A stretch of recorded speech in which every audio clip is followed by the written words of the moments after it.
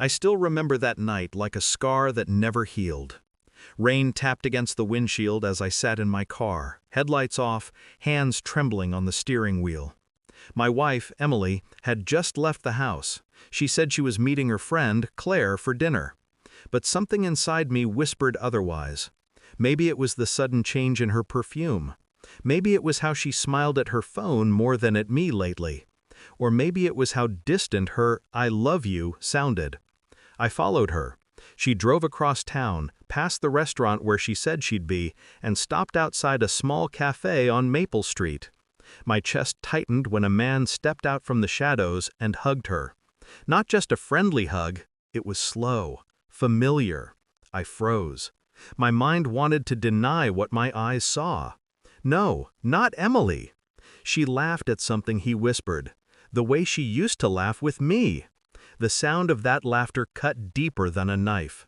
I sat there, gripping the steering wheel until my knuckles turned white.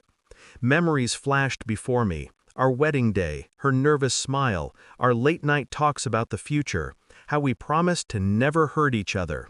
And now, here I was watching her doing the very thing we swore we'd never do.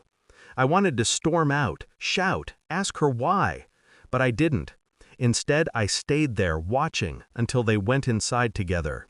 The cafe lights glowed warm and golden through the rain. Inside, they looked comfortable, like it wasn't their first time. When Emily came home that night, she smelled like coffee and guilt. She smiled softly, avoiding my eyes. "Hey, you're still up?" "Yeah," I replied, forcing calm. "How was Claire?" She froze for a second, just long enough for me to notice. Then she recovered. "Good. We talked for hours. You know how she is." "Yeah," I said quietly, watching her hang up her coat. "I know." Silence hung between us, the kind that feels heavier than words. For days I pretended nothing happened, but I couldn't unsee that moment.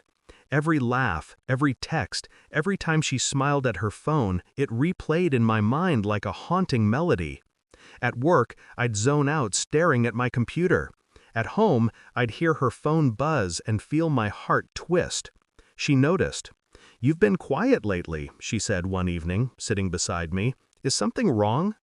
I looked at her, at the woman I thought I knew. Part of me wanted to tell her everything, to let the truth spill out and end the torture. But the other part still loved her. So I said, "Just tired, Em, that's all." A week later, I couldn't take it anymore. I followed her again. Same cafe, same man. But this time, something was different. She wasn't smiling. She looked nervous, anxious. They sat by the window and I could see her hands shaking as she spoke. The man reached out, trying to comfort her, but she pulled away.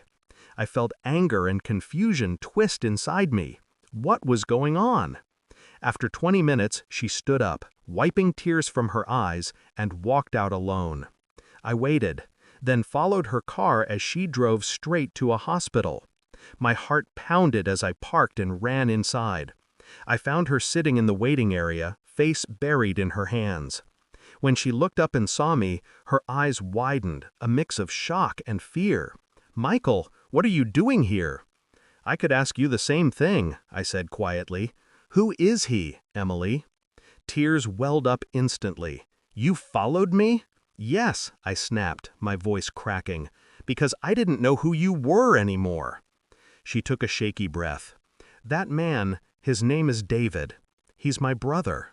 I froze. "What?" She nodded, trembling. "My half-brother. I didn't tell you because I just found out 2 months ago. My mom had an affair years ago, and he tracked me down. I've been meeting him, trying to process everything. I didn't know how to tell you." My world spun. All the nights I doubted her, all the pain I carried, the anger, the silence, the distance, it all hit me at once and I felt small. "Why didn't you just tell me?" I whispered. "I was scared," she said through tears. "Scared you'd think less of me, of my family. I didn't want to bring that kind of past into our life." I sat beside her, numb.